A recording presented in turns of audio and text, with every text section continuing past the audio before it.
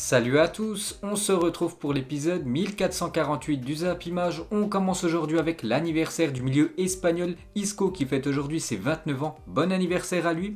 Ensuite, on va parler de la Coupe de France. Hier soir, il y avait deux matchs. Tout d'abord, l'équipe de Montpellier contre l'équipe de Canet-en-Roussillon. Donc victoire des Montpelliérains 2-1. Donc victoire difficile de Montpellier, en plus qui était réduit à 10. Montpellier s'est fait peur, mais renverse Canet. Victoire 2-1 grâce à un doublé de Andy Delors. Il perdait 1-0 contre cette équipe de Canet. Mais Canet, les gars, c'est quand même une équipe de National 2. Donc 4ème division française. Ils ont quand même atteint les quarts de finale de cette Coupe de France. Donc le rêve du club de National 2 s'arrête ici. Mais très beau parcours. N'oubliez pas que cette équipe de Canet-en-Roussillon a éliminé l'équipe de l'OM dans son parcours de Coupe de France. Et dans l'autre match, les gars, énorme surprise, une autre équipe de National 2, l'équipe de Rumilly, qui élimine l'équipe de Toulouse 2-0. Donc de la Coupe de France, le pensionnaire de National 2 se qualifie pour les demi-finales de la compétition. Énorme exploit de cette équipe de National 2, Rumilly. Donc le GFA Rumilly Vallière devient hier soir le 4e club de National 2 à se qualifier pour les demi-finales de la Coupe de France. Il est le premier à réaliser cet exploit depuis 2010. Grand respect à cette équipe amateur et tout un symbole bien sûr avec actuellement ce qui se passe dans le monde du football. Et ils font la une aujourd'hui du journal Équipe, ça c'est le football, titre l'équipe avec la Coupe de France ce mercredi, exploit des amateurs de Rumilly. Les Savoyards se qualifient pour les demi-finales de la Coupe de France. Grand respect à eux. Ensuite, direction le championnat allemand, car hier soir il y avait quelques matchs. Tout d'abord, le Bayern Munich contre le Bayer Leverkusen et victoire des Bavarois 2-0. Kimmich et Choupo-Moting buteur. Une fois de plus, buteur l'ancien parisien, qui enchaîne les buts lors de ses derniers matchs.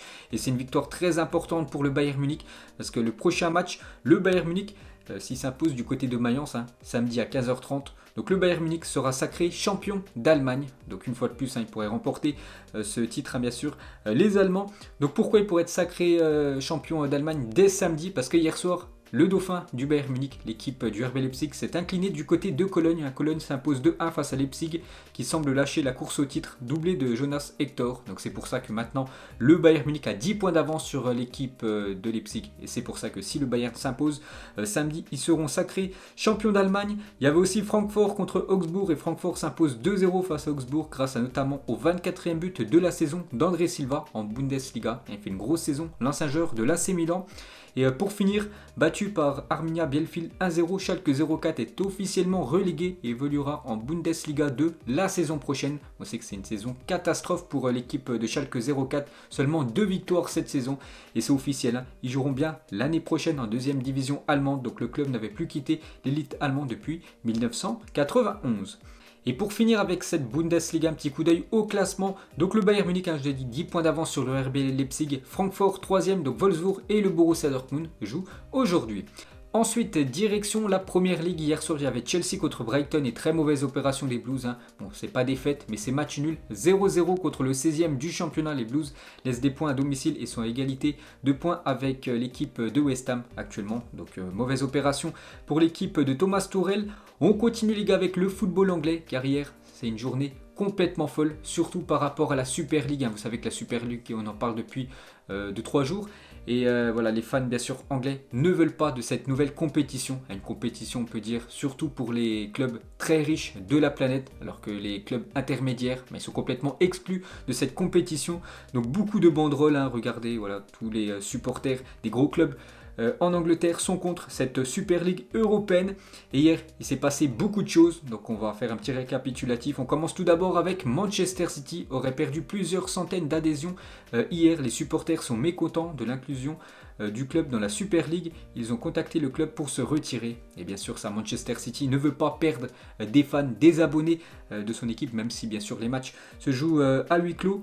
Donc Chelsea et City sur le point de se retirer. Donc ça, c'était hier aux alentours des 17h de la journée, et du coup tout s'est enchaîné très rapidement parce qu'officiel Manchester City annonce dans un communiqué avoir lancé les démarches pour se retirer de la Super League. C'est le premier des 12 clubs à l'annoncer officiellement. Donc Manchester City est une première équipe à quitter définitivement cette Super League européenne à cause de la pression des fans, à cause de tout ce qu'il y a sur les réseaux sociaux bien sûr. Voilà.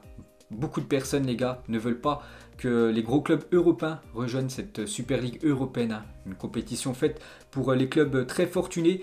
Donc Manchester City se retire, hein. Voilà, c'est officiel, regardez le communiqué de la part de Manchester City, bon c'est en anglais en gros, voilà. Ils quittent cette Super League européenne. Donc Ceferin, le président de l'UEFA, se réjouit du retour de Manchester City.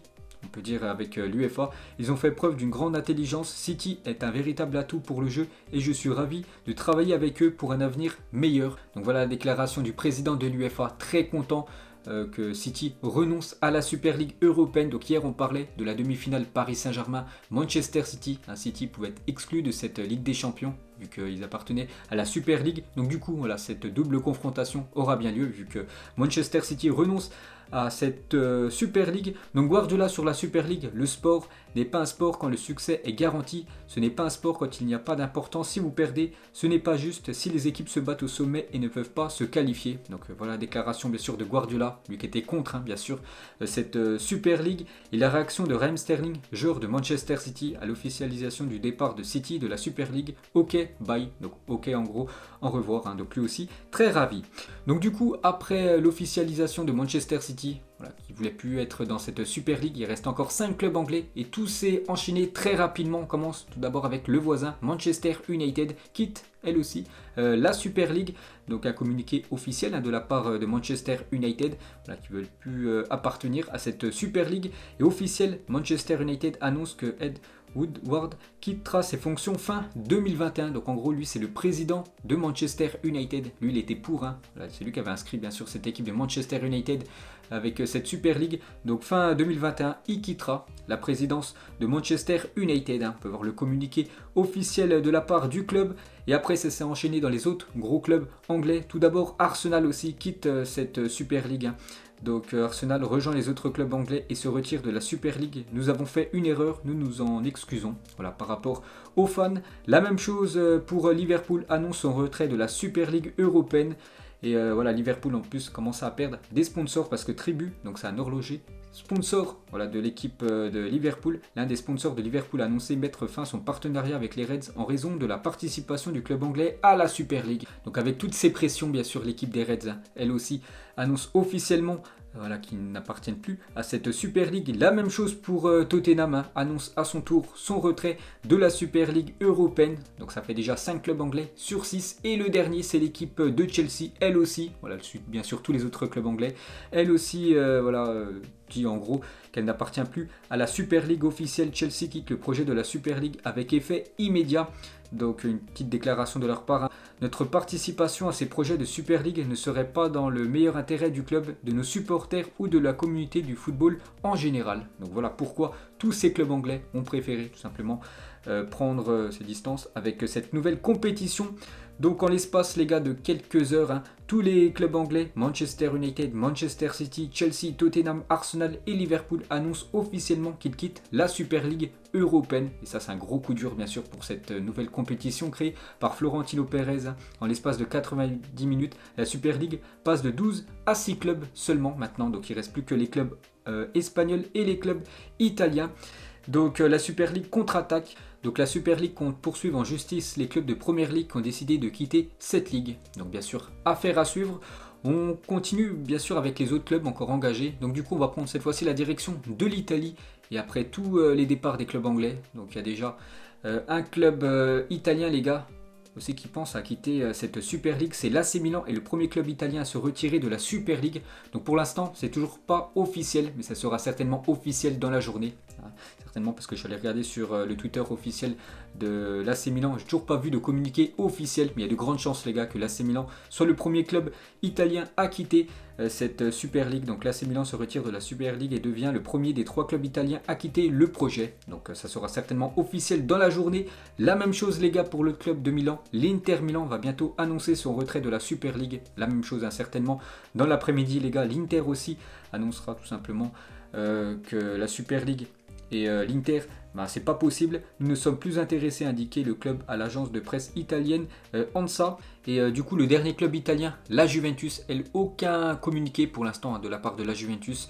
Donc la carrière d'Elo Sport doit sortir ce mercredi une interview d'Andrea Agnelli, donc le président de la Juventus, sur les raisons de la tenue de la Super League. Ce mardi soir, le projet a été suspendu selon Sky Italia. Donc hier soir, il y a eu une réunion avec tous les clubs italiens. Et bien sûr, c'était tous les présidents de clubs et les clubs de Serie A. Avec les 350 millions de la Super League, la Serie A sera toujours gagnée par l'Inter, la Juventus et l'AC Milan. Et la réponse d'Agnelli, le président de la Juventus, c'est déjà le cas depuis 80 ans, si je ne me trompe pas, bien sûr, hein, avec la victoire souvent soit de l'Inter, soit de la Juventus, soit de l'AC Milan, du Scudetto. Donc côté club espagnol, le Barça tient pour le moment à rester dans le projet Super League. Les prochaines heures seront cruciales, bien sûr, pour cette équipe du FC Barcelone. La même chose pour l'équipe de l'Atlético Madrid. Donc certainement dans la journée aussi, ils pourraient quitter la Super League européenne. Les deux gros clubs espagnols, il pourrait rester seulement la Juventus et l'équipe du Real Madrid. Hein, c'est les deux présidents de ces deux clubs qui ont créé cette Super League européenne. Donc le Barça, la Juventus, l'Atlético et le Real Madrid restent pour l'instant dans le projet de la Super League. Donc on va parler du président de cette Super League. Lucas a fait beaucoup de déclarations hier. Et bien sûr actuellement, il est dans la sauce. Hein. C'est le président du Real Madrid, Florentino Pérez. Il y a à peine 24 heures, Pérez annonçait que les 12 clubs de la Super League avaient déjà signé des contrats et que personne ne pouvait partir. Alors que je vous ai parlé juste avant que tous les clubs anglais ont tous... m'a dit que c'était officiel, hein, qu'il ne rejoignait pas cette Super League.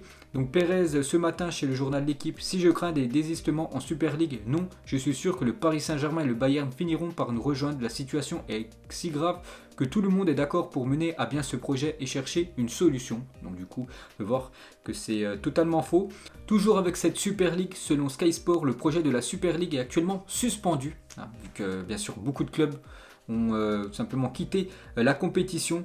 Donc 18 avril 2021 jusqu'au 20 avril 2021. Donc en gros, ça a duré seulement 2 jours, la Super League européenne, parce qu'actuellement, vu que cette compétition est suspendue, donc après le désistement de 7 clubs, la Super League annonce vouloir remodeler le projet. Donc en gros, on peut voir le communiqué déjà officiel de la part du site officiel, hein, de la Super League. Donc en gros, ils disent qu'ils vont essayer de modifier les règles de cette Super League 1, parce qu'on sait que c'était une compétition seulement pour des clubs, et en plus, je sais pas, par exemple, l'équipe de Arsenal finit dernier du groupe la saison d'après en Super League, mais ils seraient toujours dans cette compétition, alors que voilà, ils arriveraient dernier, alors que normalement, voilà, si tu es dernier, tu descends d'un niveau et tu laisses place à une autre équipe. Mais voilà, c'était une ligue, on va dire en gros, fermée. Et bien sûr, c'est ça que les fans de football n'aiment pas. Ensuite, toujours avec Pérez, ne s'est pas présenté à l'émission de El Larguero, parce que hier soir, il devait faire encore beaucoup de déclarations à la radio, Florentino Pérez. Donc du coup, il n'a pas pu faire cette interview. Il est actuellement en réunion avec les autres membres de la Super League européenne. Hier soir, le président du Real Madrid, il y aura actuellement de grosses pressions sur Florentino Pérez pour qu'il présente sa démission également, parce qu'on a parlé que le président de Manchester United démissionne fin 2021, c'est officiel. Je pense que Agnelli, les gars, il y a de grandes chances aussi qu'il démissionne. Et il y a de grosses pressions pour que Florentino Pérez, réélu il y a quelques jours, hein, encore 4 ans, président du Real Madrid, démissionne tout simplement de son poste de président de cette équipe merengue. Toujours avec Pérez, donc Tebas, le président de la Ligue de football espagnole, sur Florentino Pérez: il est perdu, le football n'est pas ruiné comme il le dit, la Super League est un problème, pas la solution, c'est la mort du football, d'après Tebas. Hein, c'est vrai que souvent je suis contre les propos de Javier Tebas, mais là bien sûr il a entièrement raison. Donc on peut voir que ça fait une bombe, bien sûr, encore une fois de plus dans les journaux sportifs en Europe. La une de journal Marca: super ridicule, à la place de Super League. Bien sûr, le projet mené par Florentino Pérez échoue en 48 heures, assène le quotidien madrilène. La même chose en Angleterre, la une de journal Time: ce mercredi, la Super League s'effondre, les clubs s'inclinent devant la fronde des supporters, hein, bien sûr, vu que beaucoup de supporters de foot ne veulent pas de cette nouvelle compétition, seulement pour les clubs les plus fortunés. Donc l'UEFA, d'après Mundo Deportivo, aurait offert une somme d'argent considérable aux clubs de la Première Ligue pour quitter la Super League et ainsi entraîner la chute du projet. D'après le journal espagnol Mundo Deportivo, l'UEFA, bien sûr, aurait donné beaucoup d'argent aux clubs anglais pour qu'il fasse volte-face et pour tout simplement entraîner la chute du projet de cette Super League. Ensuite, toujours avec le président de l'UEFA, Alexander Seferin, remercie Nasser, le président du Paris Saint-Germain. N'oubliez pas que le Paris Saint-Germain, normalement, était invité dans cette Super League, mais le Paris Saint-Germain a refusé.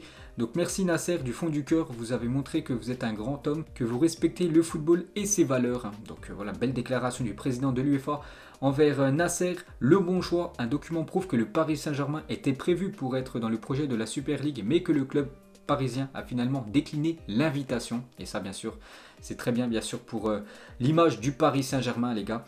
Surtout quand on voit que maintenant tous les clubs, surtout les gros clubs anglais, ont tous annulé cette invitation du côté de la Super League. Donc officiel, Nasser et Rummenigge, donc le président du Paris Saint-Germain et le président du Bayern Munich, ont été nommés représentants de l'ECA au sein du conseil exécutif de l'UEFA jusqu'en 2024, parce que les anciens représentants, donc déjà il y avait Agnelli, le président de cette ECA, donc le président de la Juventus, donc lui a démissionné quand toutes les infos sortaient sur la Super League. Donc du coup, pour les remplacer, bien sûr, maintenant c'est Nasser et le président du Bayern. Ensuite, toujours avec le Paris Saint-Germain et Nasser, le PSG a exprimé officiellement son opposition à la Super League. N'oubliez pas la déclaration de Nasser. Le Paris Saint-Germain a la ferme conviction que le football est un sport pour tous. J'ai été constant sur ce point depuis le tout début. Il faut rappeler qu'en tant que club de football, nous sommes une famille et une communauté dont le cœur est constitué de nos supporters. Nous devons nous en souvenir. Le Paris Saint-Germain va rester avec les gens qui aiment le football. Bien sûr, très belle image maintenant qu'on voit le Paris Saint-Germain à travers l'Europe et à travers la planète. Et toujours avec le Paris Saint-Germain cette saison. C'est vrai que peut-être l'une des plus belles saisons actuellement pour le Paris Saint-Germain depuis le rachat des Qataris. Donc déjà premier a arrêté un match après des propos racistes. Vous vous souvenez, c'était lors du match Paris Saint-Germain contre Istanbul. Vous vous souvenez de l'affaire, bien sûr. Rôle important dans le Super League août. Donc en gros, le Paris Saint-Germain n'a pas voulu rejoindre cette Super League alors que beaucoup de gros clubs ont rejoint cette Super League européenne. Donc Nasser, le président qui gravit les échelons, vu que maintenant, je vous ai dit, il est président du comité exécutif de l'UEFA, élimine le Bayern et plus si affinité, bien sûr. Maintenant, vu qu'ils sont en demi-finale, ils peuvent éliminer cette équipe de Manchester City et filer en finale et pourquoi pas gagner sa première Ligue des Champions de son histoire dans cette saison. Et prolongation de Neymar certainement dans les prochains jours et peut-être celle de Kylian Mbappé. Donc pour l'instant, une très belle saison pour le PSG. Ensuite, toujours avec l'UEFA qui critique beaucoup quand même la Super League, mais l'UEFA va aussi gagner beaucoup d'argent, les gars, à partir de 2024, parce que vous savez que l'UEFA a dévoilé hier, et c'est officiel, sa nouvelle formule, son nouveau format pour cette Ligue des Champions 2024, avec bien sûr plus de matchs, ce qui veut dire plus de matchs, plus de revenus pour l'UEFA. Donc un petit récapitulatif, le nombre des participants à l'UEFA Ligue des Champions passera de 32 à 36 équipes, mais le plus grand changement sera la transformation de la traditionnelle phase de groupe en une phase de championnat unique disputée par l'ensemble des équipes participantes. Chaque club bénéficiera désormais au minimum de 10 matchs contre 6 avant, bien sûr, vu que c'est des poules de 4. Donc contre 10 adversaires différents. Donc on va prendre un exemple, l'équipe du Paris Saint-Germain, s'il se qualifie pour cette Ligue des Champions, nouveau format 2024, donc le PSG jouera contre 10 équipes différentes. Il n'y aura pas de match aller-retour, ça sera seulement un match sec, voilà, contre toutes ces équipes, 5 matchs à domicile, 5 matchs à l'extérieur. Et du coup, à la fin de ces 10 matchs pour toutes ces équipes européennes, donc voilà, les 8 premiers qualifiés directement pour les huitièmes de finale de Ligue des Champions. Donc vous savez que les huitièmes de finale de Ligue des Champions, il y a 16 équipes en tout. Donc déjà les 8 premiers, j'ai dit qualifiés directement. Il reste encore 8 places. Donc ça sera des barrages entre le 9e jusqu'au 24e. Là, vous savez qu'il y a 36 équipes. Donc du 9e jusqu'au 24e, des barrages. Donc le 9e jouera contre le 24e. Le 10e jouera contre le 23e, ainsi de suite, bien sûr, ce sera quasiment des playoffs. Et voilà, les 8 autres équipes seront désignées en 8e de finale contre les 8 premiers. Et bien sûr, après, ça sera des tirages au sort, après le même format que la Ligue des Champions actuelle. Donc voilà, la modification qu'il y aura à partir de 2024 pour cette nouvelle formule. Donc bien sûr, plus de matchs égale plus de revenus pour l'UEFA. Ensuite, on revient sur la Super League, une déclaration de Claudio Ranieri. La Super League, c'est triste et très mauvais, j'espère que l'UEFA les arrêtera. L'épopée de Leicester était quelque chose de spécial et nous perdrions ces histoires à l'avenir avec cette nouvelle compétition, bien sûr, vu que les petits ne sont pas avec les gros, bien sûr, donc il ne peut plus avoir d'exploit. N'oubliez pas que l'épopée de Leicester, ce champion d'Angleterre qu'ils ont obtenu il y a quelques saisons, pour moi c'est l'un des plus beaux exploit sur ces 20 dernières années, avec l'exploit aussi de la Grèce en 2004 lors de l'Euro. Et pour Mesut Özil, le joueur allemand, il n'y a qu'une Super League bien sûr, la Super League turque au lieu de la Super League européenne. Ensuite, on clôture cette page Coupe d'Europe, bien sûr, on en reparlera dans les prochains jours. Regardez le programme de la journée car aujourd'hui, il y a du football. 5 affiches en Bundesliga et aussi 2 affiches en Première Ligue. Des affiches en Espagne, dont le Real Madrid ce soir qui se déplace du côté de Cadix à 22 h. Donc on va en parler juste après. 2 matchs aussi de Coupe de France et des matchs de Serie A. Donc déjà on revient sur le match de Coupe de France du Paris Saint-Germain aujourd'hui à 18 h 45. Donc le Paris Saint-Germain reçoit l'équipe de Angers avec beaucoup de blessés. Donc Verratti, Rafinha, Navas, Diallo, Marquinhos, Le Tellier et Bernat ne sont pas présents pour ce match. Cet après-midi contre Angers, regardez les compos probables. Donc côté Paris Saint-Germain, donc Rico devrait commencer vu que Navas bien sûr est forfait pour ce match.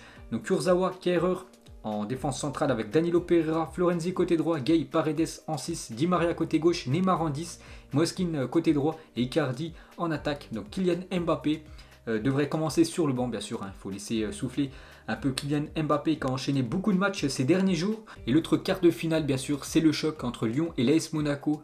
Donc 2 grosses équipes françaises, n'oubliez pas l'AS Monaco sur les 4 derniers matchs en Ligue 1.